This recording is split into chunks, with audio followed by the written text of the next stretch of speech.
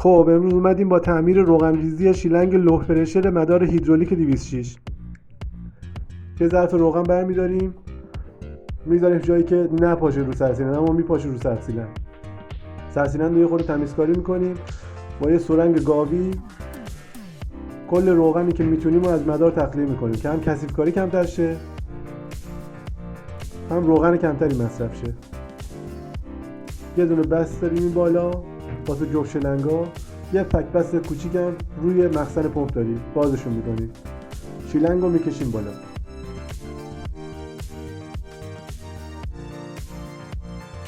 تمیزکاری دستم یکی از راههای رسیدن به خداست.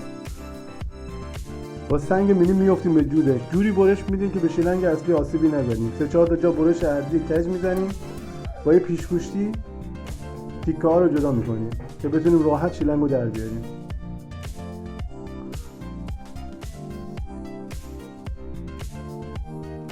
به همین راحتی.